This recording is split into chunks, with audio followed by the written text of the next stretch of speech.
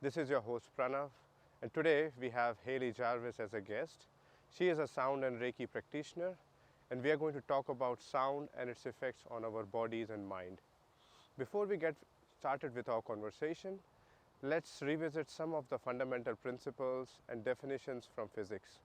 First one to start with is that everything in this universe is made up of vibrations, and sound waves are actually the result of vibrations. There's another thing to mention is that vibrations are basically mechanical oscillations, and the number of oscillations that occur per unit time is actually called as frequency. And the frequency is the one factor which decides the pitch of the sound, whether the sound will be high pitch or low pitch. So that's a bit of a definition. It's also worth mentioning alignment of body and mind through the sound healing is also mentioned in ancient Vedas. There is a practice called Nada Yoga.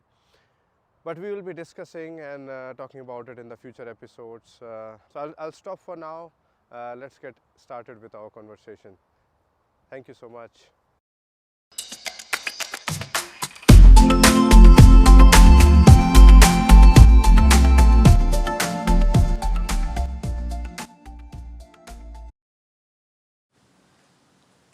So, yeah, welcome, Hayley, on this episode.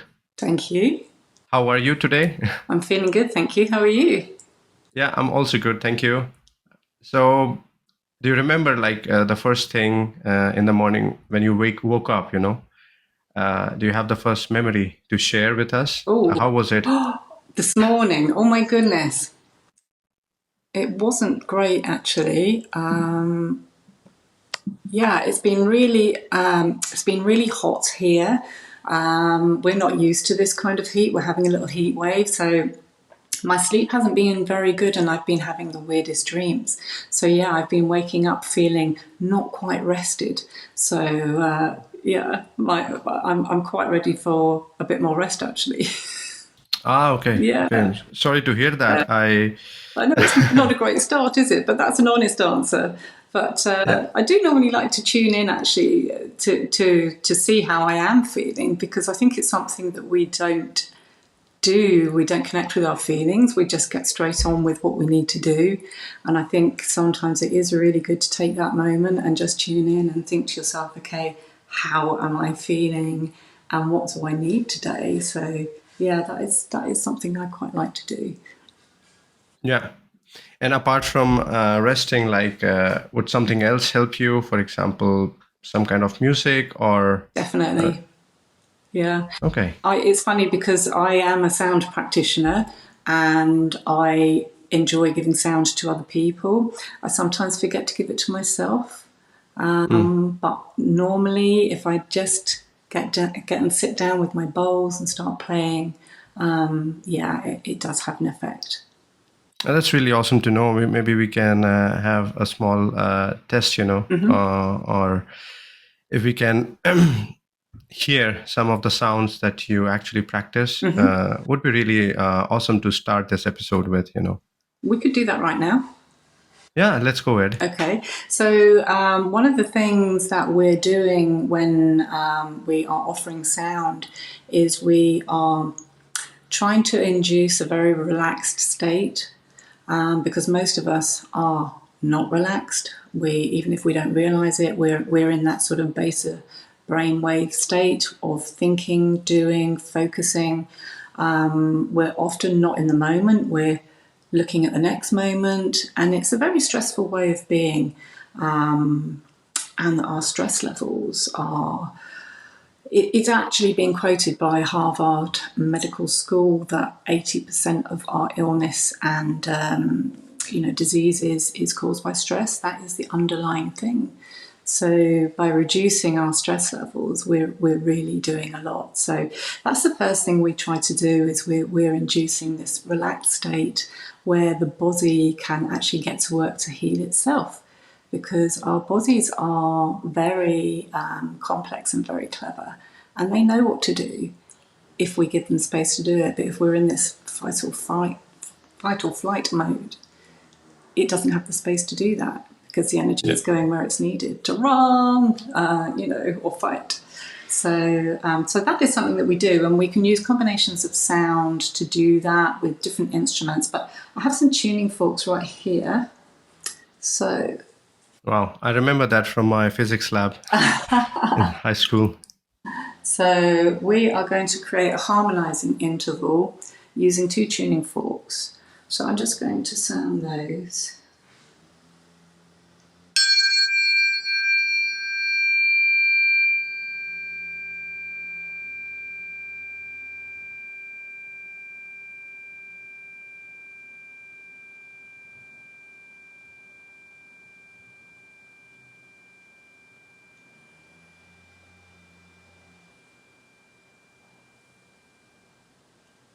At this point, I would be inviting you to close your eyes, to get comfortable, to start breathing softly, and then we would be using something like these tuning forks to create these harmonizing sounds. So we'll do that again.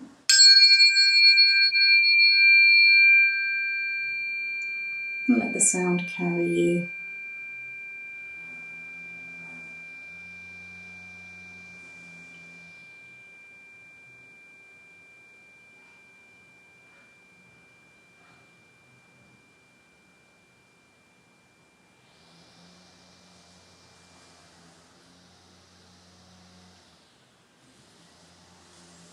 And we would repeat that several times, giving you a chance to drop into the alpha brainwave state where we are still alert, but we're relaxed, it's the state that most children are in all the time. They're present. You're still in an awake mode. But then when we continue with the instruments, we're trying to drop you down into a theta or even a delta state where the body can really get to work.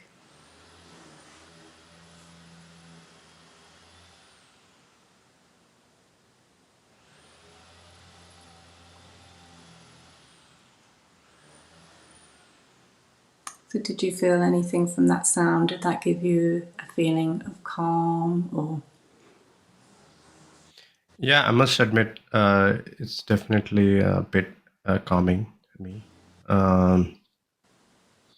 At the same time, I feel like if I am in physical connect of that frequency or the wave, let's say frequency, the wave from the vibration, I might get more relaxed, but I think I'm hearing it in my earphone or the headphone right now.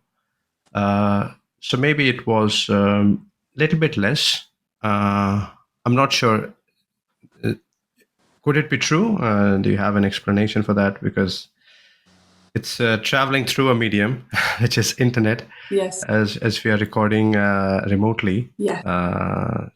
Maybe that's doing something. Yeah. So I think in person you're always going to get a different experience for sure, and you can almost feel those vibrations around your body. The sound vibration will enter through your ears, as it has just done for you, but it will also enter through your body, through your skin, and it will travel around. So I think, yes, it is a different experience in person. But then you also have the element of distant healing, which that's another big subject, because there is this connection through the universal energy field.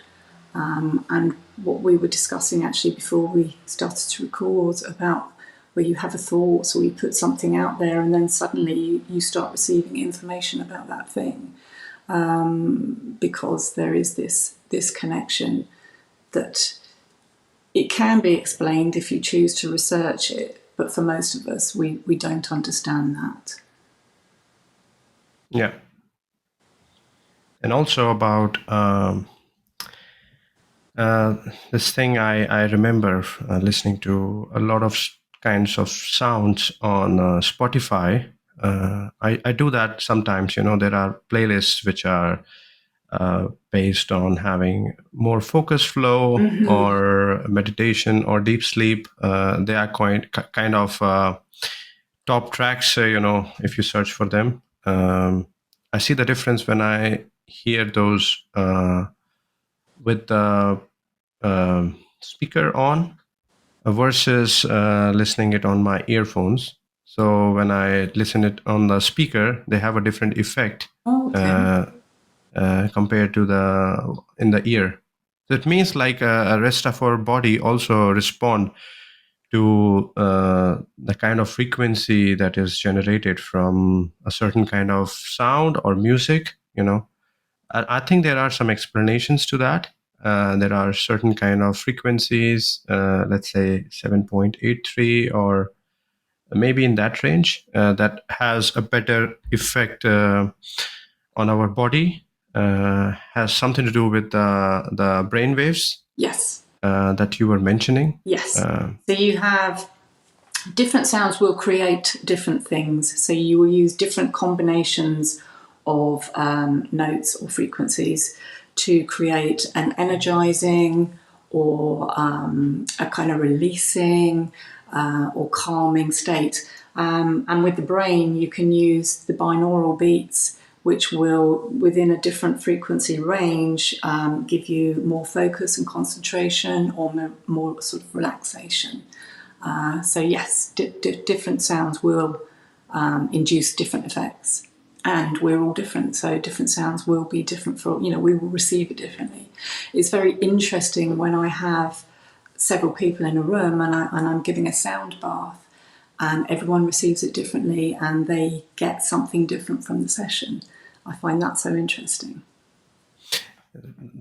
I would be really interested to know a little bit more about it, the way you do it in your sessions, and how does it differ for each individual, and how do you make a choice? You have to know the person, right? Maybe do it by talking, or it's during the process. Once you start, then you see how someone is responding to it, because this is also new to me. Like in the way where I can discuss, maybe unconsciously, we all are receptive to liking for a certain kind of music or certain kind of sounds, which comes to us very naturally.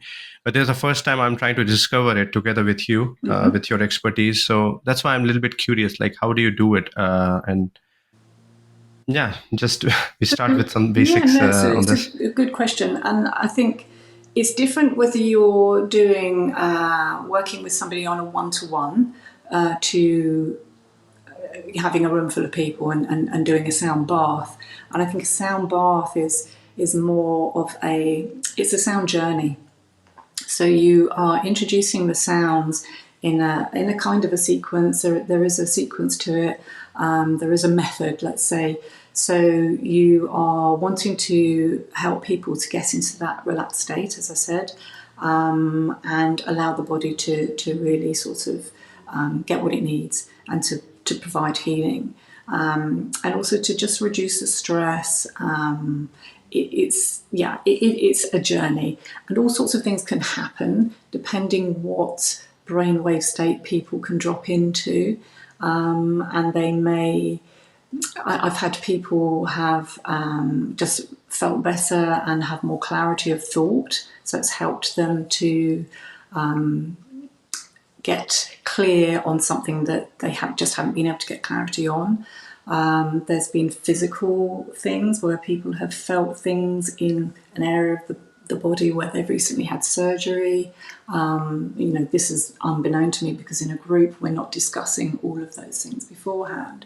And just generally feeling less stressed, better sleep, all kinds of things. But when we're doing a one-to-one, we are assessing the energy of that person and we're working with that. So we will always have a conversation beforehand to see what symptoms are presenting, but the symptoms may not be, it may be due to something that you wouldn't connect or something that you couldn't even know. people do work in very different ways with different instruments, and I think people are developing their own protocols, but basically the basis of it is that you will use the instrument around the person to detect imbalances in their energy field, and then you apply techniques to rebalance. So we're keeping that energy flowing. So yes, it's quite an organic process. You have the conversation, you understand what's happening, and that gives you an idea of what you might do during the session. But then as the session progresses, you may change that according to what you pick up. Yeah, that's really interesting. Maybe can you tell us a little bit more about the instruments that you were mentioning? I've heard of sound bowls as well. Yes. Is that also which is frequently used? Yes. So I think the sound bowls were what drew me initially, because I just loved the sound of them, and particularly during lockdown, which was a very odd time and very anxiety inducing for a lot of us. Being in our houses, it was so unusual, wasn't it? You just could never have imagined that something like that would happen.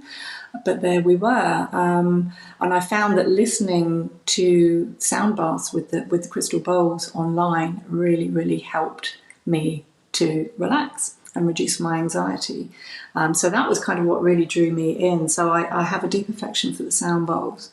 So the crystal bowls, you have the white frosted bowls, which are 99.9% clear quartz. Clear quartz is an amplifier, so we use it in our electronics. It receives information, it stores it, it amplifies it, and it sends it back out. And this is what clear quartz does for us. So the bowls are very powerful tools. We also have alchemy crystal bowls, which are combinations of different types of crystals which have been fused with the clear quartz. So if you choose to believe that the crystals have healing properties, you are combining these layers of crystal healing with the sound healing, which is very powerful. And then you have the more ancient kind of instruments like the Tibetan bowls, which have been around for a very, very long time, the metal bowls. You have drums and all kinds of percussion instruments. I mean, the sound comes in many, many different forms, and we're now using the tuning forks, which we started today with, as a healing tool as well. So there are lots of ways and means, and there's no right or wrong. And gongs as well are widely used. So that you could use one. You could use one thing. You could use only tuning forks or only bowls. Or you can combine, and you may find that some people respond better to different sounds, as you say, and particularly if it's something like tinnitus, which is the sound in the ears. Somebody might not, the bowls might make that flare up, whereas a drum might help. So it's all about it's an organic process that evolves, really. Is it something to do with the composition of our body? Like it responds to certain kind of sounds, like different bodies respond to different kind of sounds. But in general, like apart from the ears, the rest of the body seems to also respond to it. Is there a reason behind it? I think, I'm not a scientist or a doctor. But I do find that people respond to sound very well, and you can hear that in your daily life, because we have sounds around us all the time, don't we? And some sounds are welcome and some not so much. That drilling next door that I've just closed out, not so good.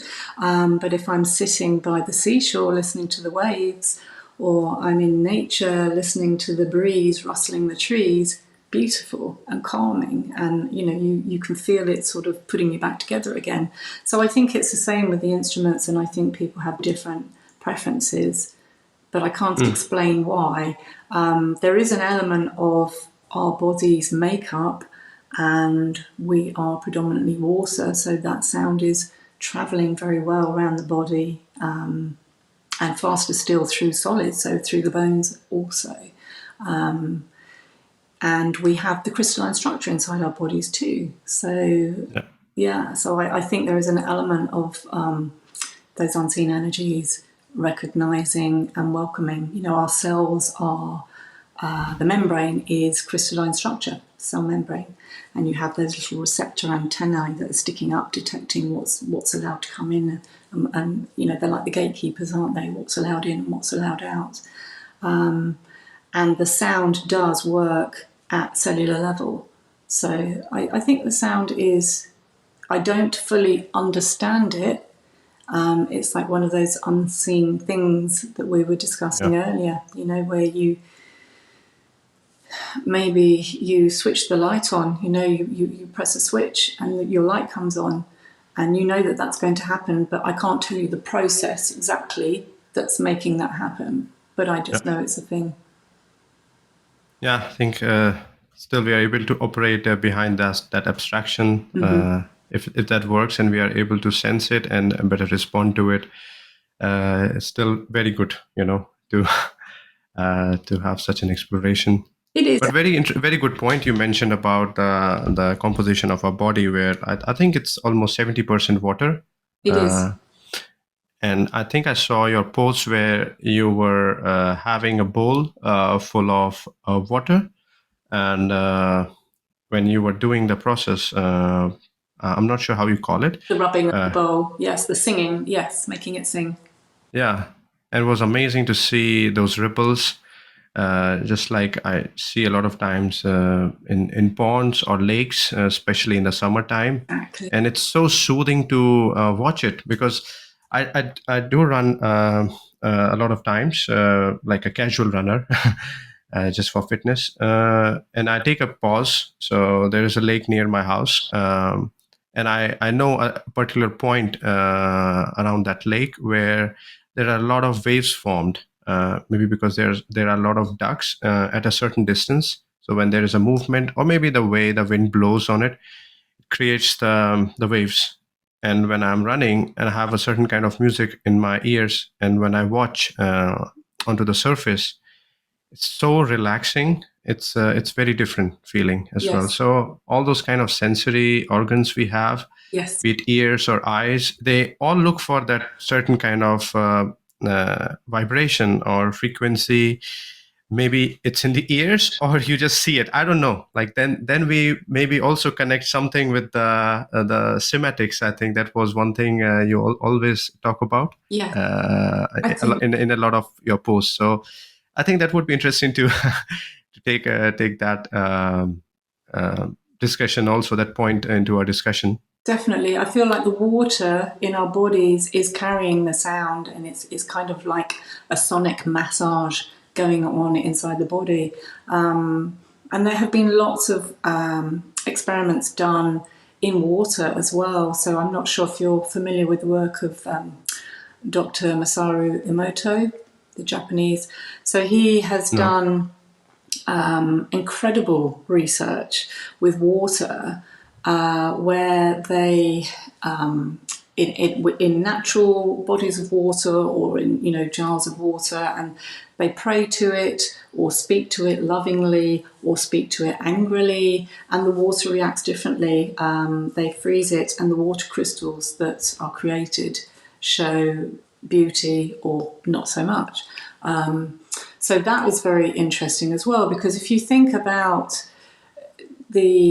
not just what we hear, but what we don't hear.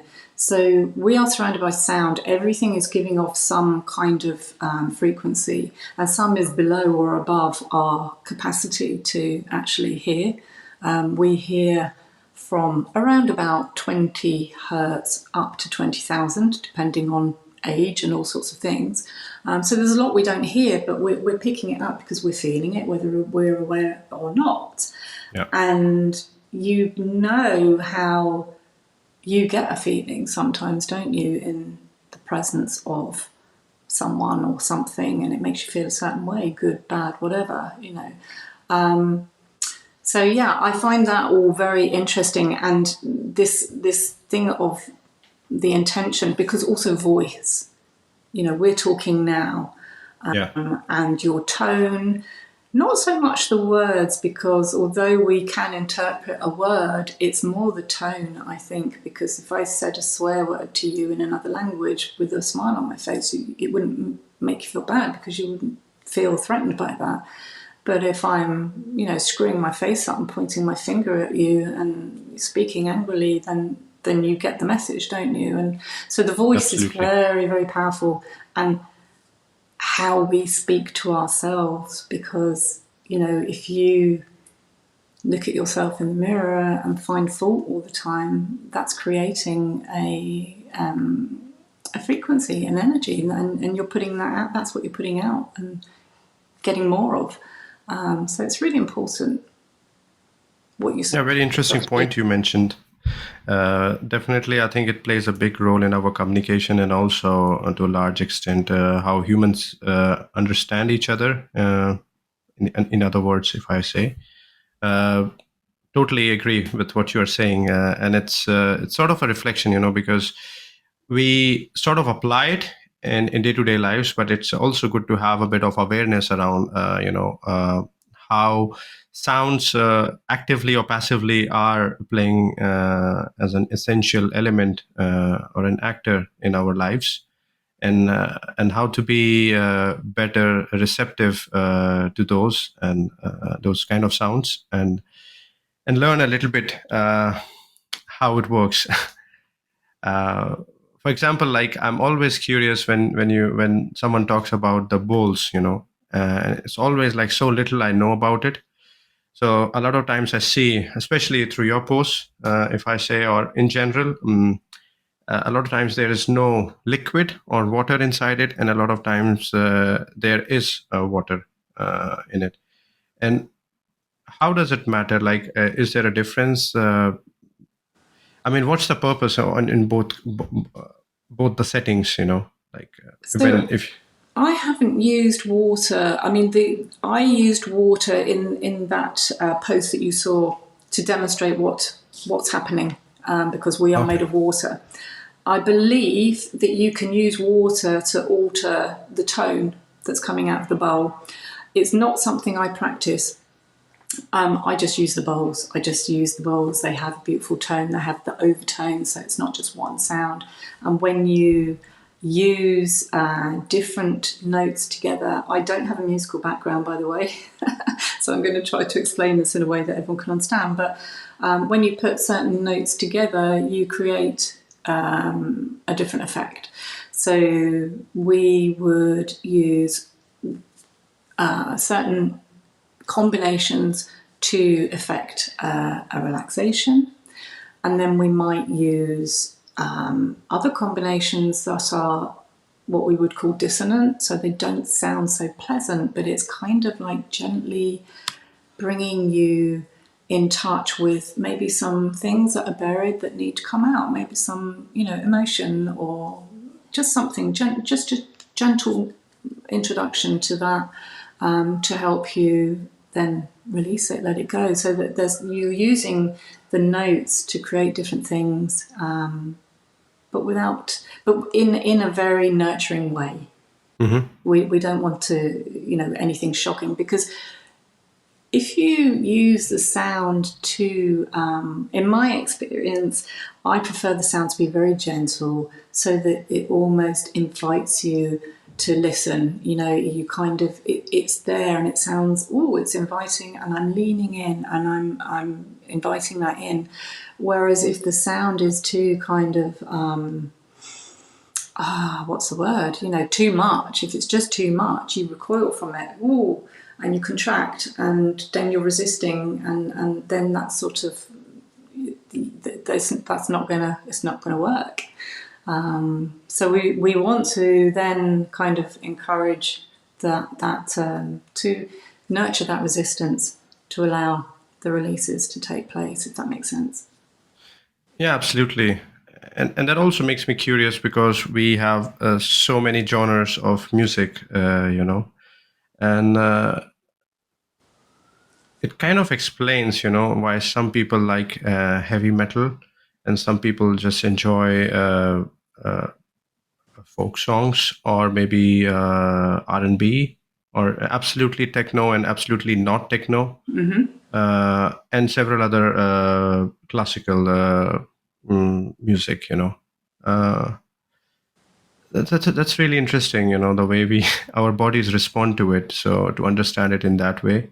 It is interesting, and I think it's really useful because a lot of time things can happen to us at a very, a timeline of our life that we don't remember, but we've kind of understood it through the eyes of a child, perhaps, who can't understand certain things.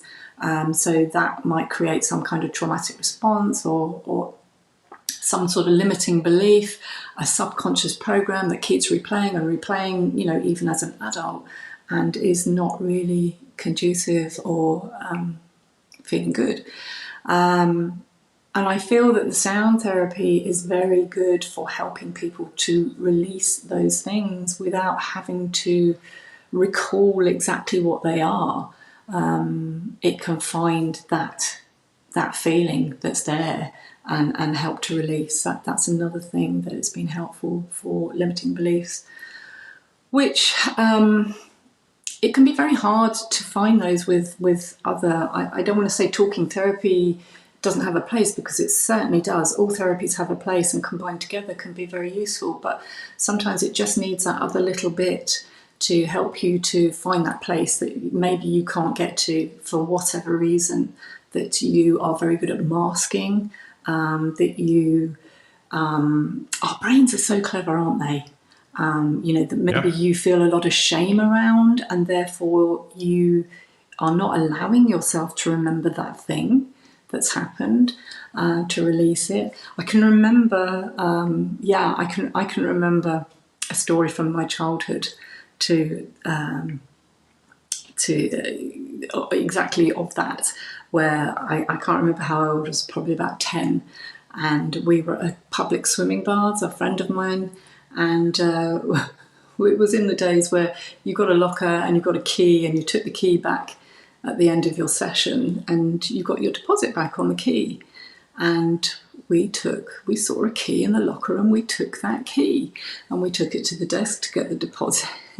She questioned us and said, "You where did you get that key?" And we did that thing that kids do, and went, "Oh, it wasn't us, it was our friend. We'll go and get her," and ran, because we felt so ashamed and embarrassed. We'd done a naughty thing and we'd got caught.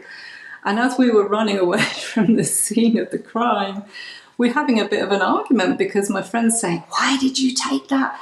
And I'm saying, "I didn't take that, you took it." And in my mind, clearly, she took that key. If you had given me a lie detector test, I would have passed, because I was sure she took the key. And yet, within the next day or two, I had that awful feeling of remembering, oh my God, I took the key. I did that. And it's just such an amazing thing that my brain would not allow me, because the shame was too great, in that moment. So that's just an example. But, that's what we do. We're very good at doing that. Yeah.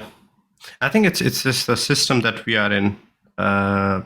When we don't open up, or maybe we behave in a certain way, it is more to do about the surroundings or the systems that we operate in. Maybe if there is no one judging us, or let's say nobody really bothers, or we don't bother about anyone else. Again, like there is a question of certain kind of conduct, which again falls into that system. So when you talk about like not opening up about our problems, or the need of having a therapy, for certain scenarios, could be anything, mental health or in general. Absolutely. Then one has to come out of that mindset, or it's easier to say I know. A lot of people would just question or cross question me, like it's easier. But again, like it's all about like getting past that and really seeking for some help, or like looking inside yourself, for some answers, whether really it's gonna help or does it really matter, and then going forward from there. For sure. I think there's a lot of, we're protecting ourselves, aren't we? We're operating from that kind of wanting to feel safe and belong. So yes, we have these kind of methods of doing that, and that's what's happening there. I was protecting myself, but yes, sometimes it has a place and sometimes not. Sometimes you have to ask questions and go below the triggers and see what's below there. And I think sometimes it's not always necessary to pinpoint and go through that, whatever it is. Sometimes it's just, being helped to let that go, to just let it go. And that can be, on many levels. Yeah. And I think like we have been setting more of a baseline for everyone to understand, what are we discussing, which is in a very good, because I don't really like to follow one big format, but it's just the intention is to bring out the knowledge to everyone, and so that everyone can actively participate in this conversation and also learn from it. But I forgot to ask, or maybe I would say like now is the time to ask about your journey, and where did you start like getting more aware about the sounds, and how was it, Yeah, that's a good question. So my journey, I think my journey began a few years ago, where I became aware of feeling kind of a disconnection with myself, I think, really, but not knowing what to do about that. And I can actually remember it was a New Year's Eve, and I was in an amazing natural place of nature, and the sky was completely black. We were just away from any artificial lights, and we were looking up at this beautiful starry sky and making a New Year's wish. And I felt this joy in my heart just being in this nature and looking up at this beautiful stars. And I just felt that I felt so joyful and free, and I just, in that moment, I knew I needed to connect with myself again, and I wanted to just feel that kind of freedom and joy in my heart. And that was the start of a journey where I started to look through a different lens, and I was seeking out the things that made me feel expanded, that biofield that made it feel bigger. So yeah, I think I was still working. It was before, that momentous year 2020, which kind of changed everything, and trying to do this by the side of it. So it was sort of like a part-time reconnection. But then when we launched down, I was already very much into crystals. I had studied crystal healing. I was selling crystals as well. So I was interested in the healing properties of crystals, and also a Reiki practitioner. So I was already sort of looking at energy work. And then during the lockdown, as I said, I sort of looked to the sound baths online. I was listening to the crystal bowls, and that was really helping with my anxiety. And where I was actually placed on furlough, so I wasn't working at all during that period, which is, I'd worked all my adult life. This was something very new. I had space to really kind of to go into that and deeper. And I decided I wanted to learn more about that, because it was giving me this feeling of well-being, which I wanted to share as well. I was telling people, try this. So yeah, I bought some bowls. First of all, I bought a set of the beautiful white frosted crystal bowls. And then I sat looking at them because I didn't really know what to do with them. So I decided I needed some training, and it just went from there. It was just an organic process of step by step. So I trained to become a practitioner of the crystal bowls. I had meanwhile discovered the alchemy crystal bowls, which are kind of another level. I mean, those bowls are the combinations of different crystal properties, materials and properties. And yes, it was just different steps. So I became practitioner of the alchemy bowls. And the next step was to just go into the full sound healing. So I am now working towards diploma level in sound healing. Wow, that's an interesting journey and sort of like an awakening, Yeah. if you say that, on that starry night.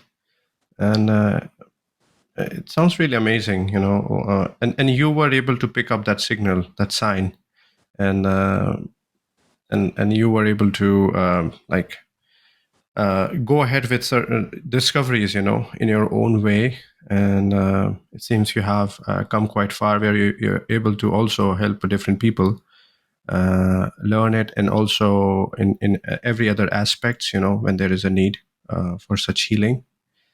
Yeah, that's really interesting.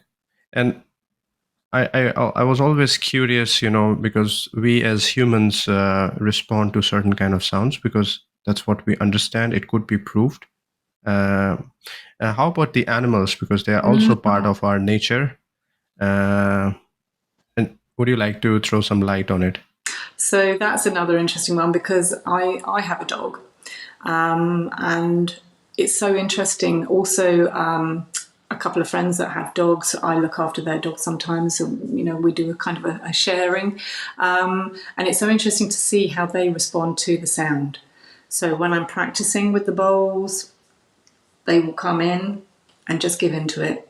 And I have used a Tibetan bowl gently over them and around them, and they don't fight that or run away from it. They seem to enjoy it.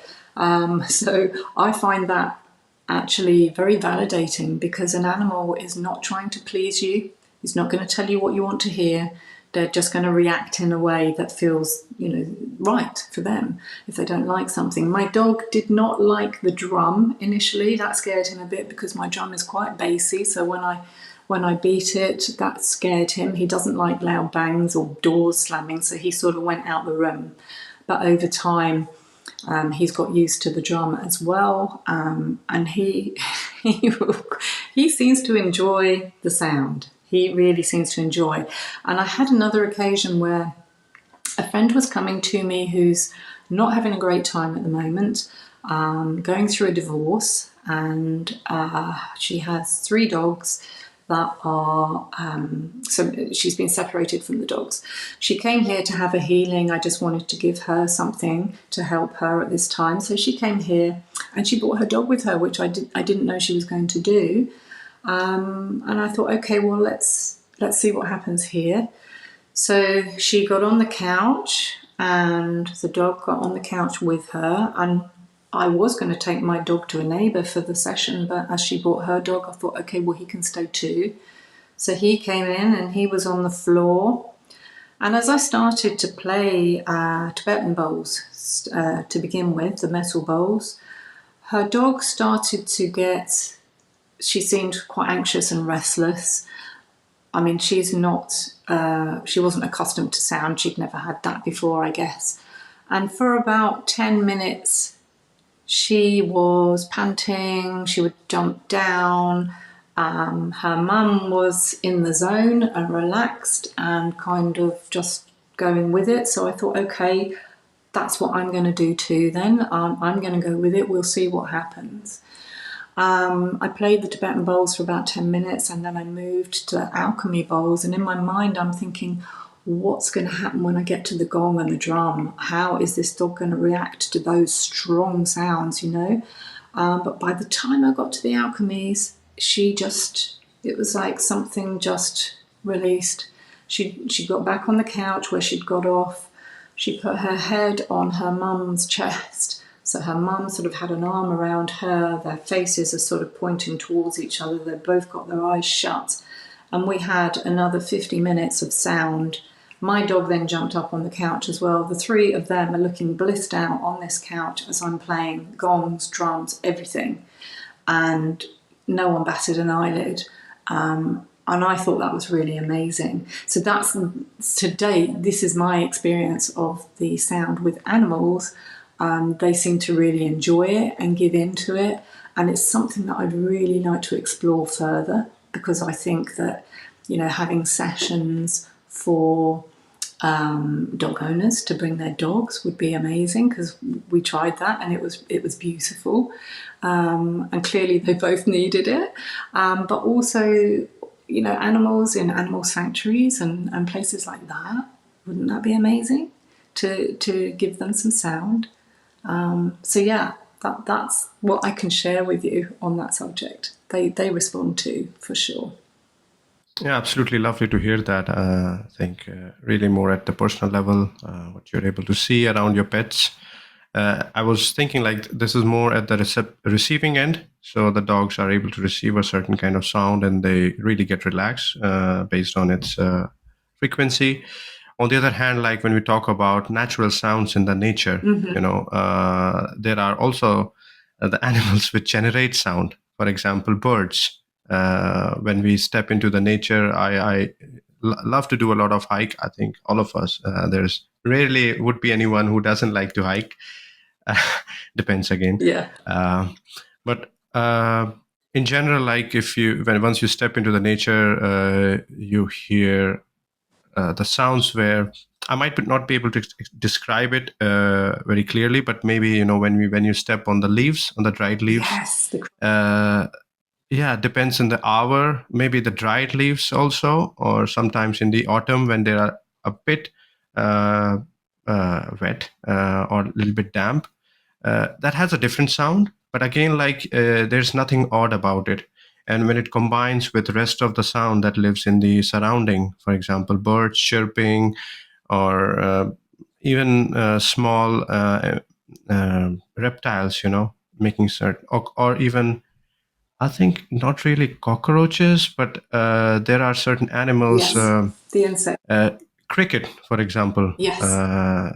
It combines, so it has a certain effect during the day when you're exploring. But if, for example, the instance that you were telling that you were like laying on the open space, watching at the starry night, maybe there was a lot of sound also, making that whole picture complete. Maybe you can explain it a little bit more. But I think like I can totally resemble to what you're explaining with my own experience in certain ways, being mostly in the nature or even camping, in the Yes. quiet place and being able to observe it. The more you are able to understand it and the more you indulge yourself in that sound effect, it's very soothing. It And is. you want to do it more and more. You want to return back into the nature. For me, like, let's say I really don't enjoy going around in the cities that much anymore. I Whenever I find a chance, I just try to get into the nature and see what all wonders it has. The sound of let's say waterfalls. Yes. Or birds. In general, like there are tons of natural sounds which indirectly connects all the dots. More connecting us to the cosmos in a certain way, which are not visible probably, but definitely having a lot of threads. Absolutely. I think the sounds of nature are so pleasing to us, aren't they? And some of the instruments do replicate the sounds of nature. So we have like the rain sticks, and you have waterfall drums, Wow. ocean drums. I mean, there's some amazing things out there, and also flutes that sound like bird song. So yeah, I think, and the more you kind of attune to sound, you can deepen your practice of listening. It's very meditative. It helps you find that sort of stillness within. And then there's the best sound of all, which is silence. And you know, I think I was going to come to that, but please go on. yeah, I Please go think, ahead. I don't know, it's a very interesting journey, isn't it? Kind of growing up, and the life phases that you go through, and as a child and through your teenage years. I mean, I liked sound, I loved music, I liked it to be loud, I liked beats, I loved all of that. But now I really, really enjoy silence. I enjoy all the sounds of mantra. I love mantra as well. But anything that kind of just touches me, touches my soul, touches my insides, or helps me to go inside, I really respond well to that. And so I'm just reading actually a book by John Boyeur, who is a famous sort of tuning fork person, and he talks about his experiences in an anechoic, I hope I'm pronouncing that correctly, an anechoic chamber, and this was quite some time ago at the beginning of his journey. And it's a chamber that is basically completely silent and dark. And he would sit in there for periods of time. And the first time he did that, he came out and said to the I don't know, the person that was there at the chamber, that he heard a high frequency and a low frequency. That he could hear that at the same time. And the guy said it was the sound of the high pitch was the sound of his nervous system, and the low pitch is the sound of the blood flowing around the body.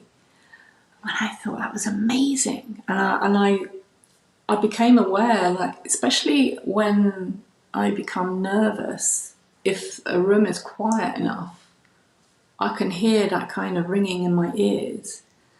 And so now it's like, oh, that's what I'm hearing. I'm hearing my own nervous system. And if I'm nervous, it gets louder. And I found that was so intriguing. So that's another practice that's so good to do, is to lie still and quiet and tune into your own body and see what you can hear. Yeah, I totally agree and to relate to also to it. For example, I would like to quote this spiritual practitioner and also a YouTuber. It goes with the name Cyberzeal.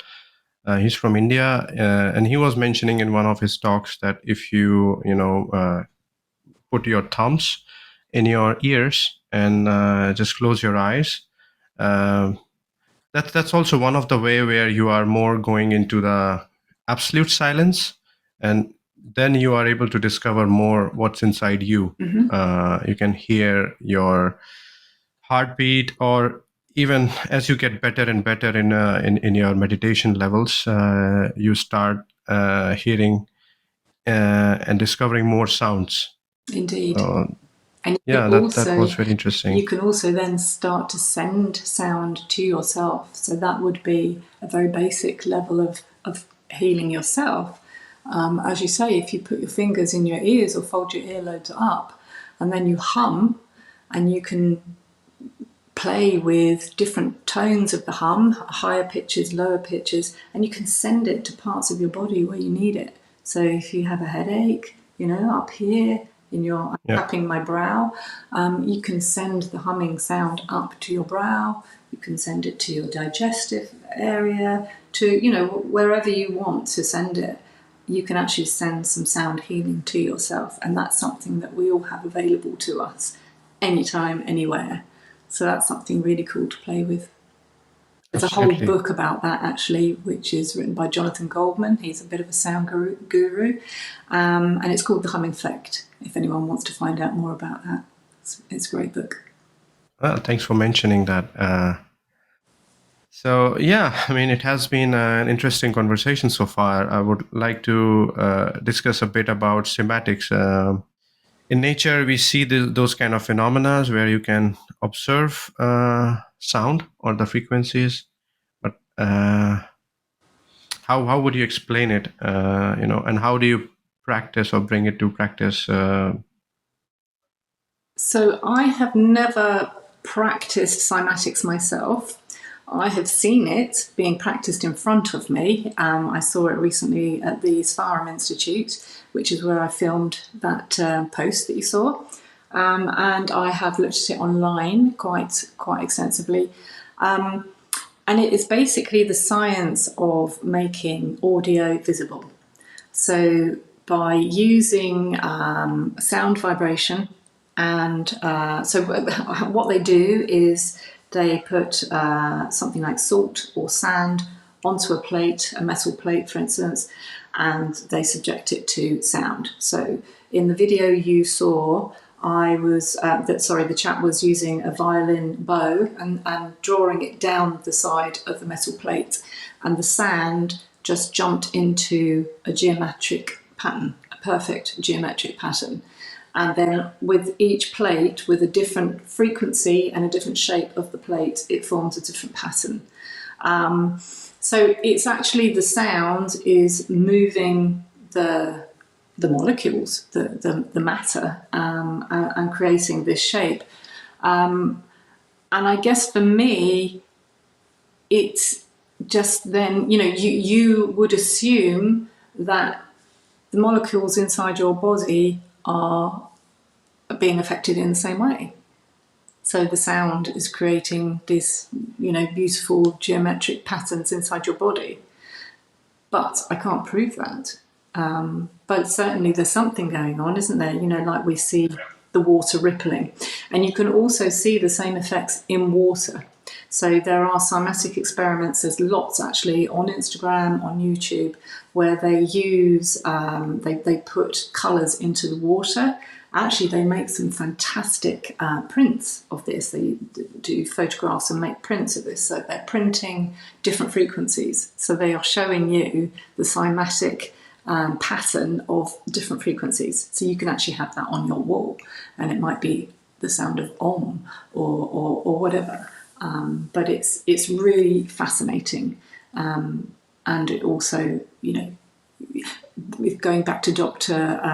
Masaru Emoto, where he did that using prayer and intention and created the water crystals. And again, you can see these on YouTube or on Instagram.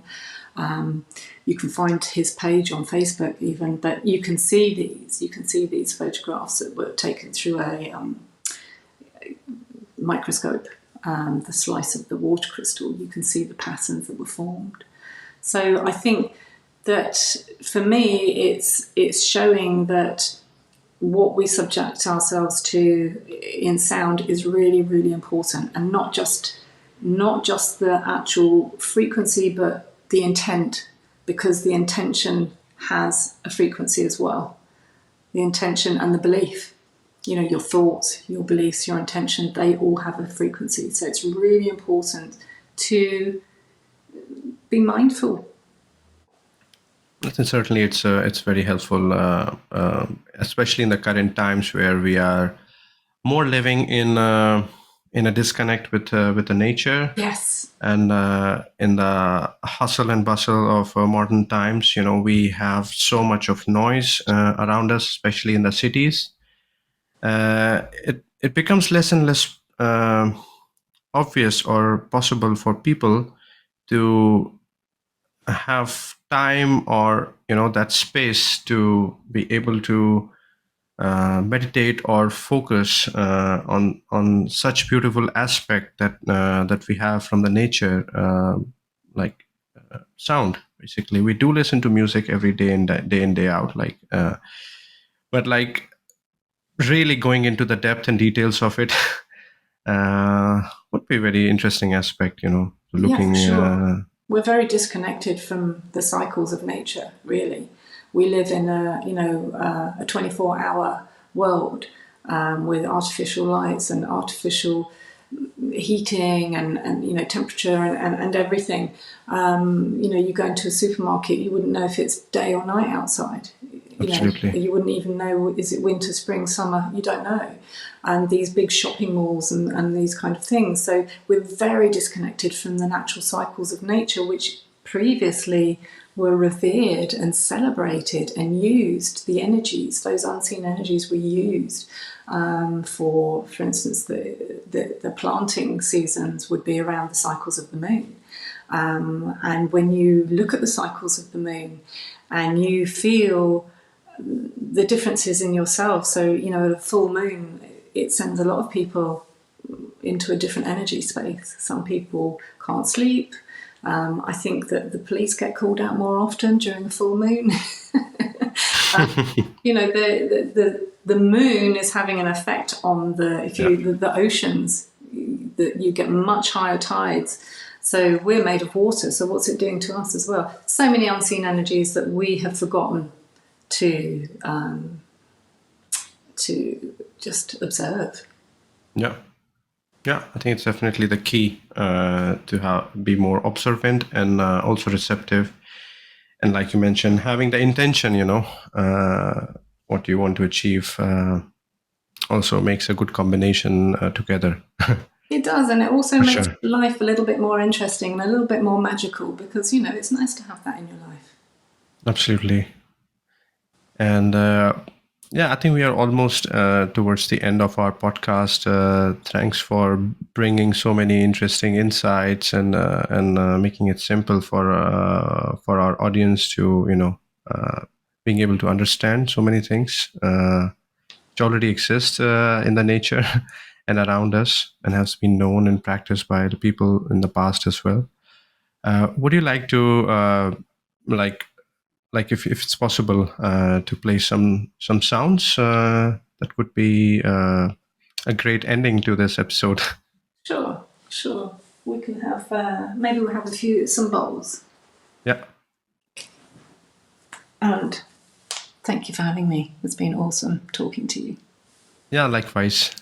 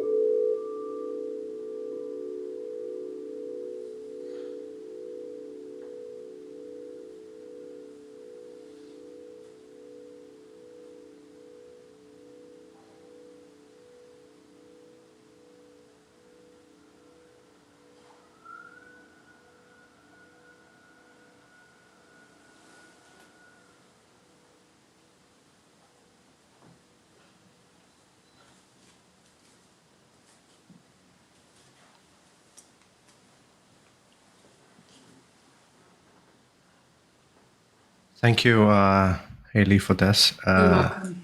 For that, yeah. Was definitely this one had a very good effect on my.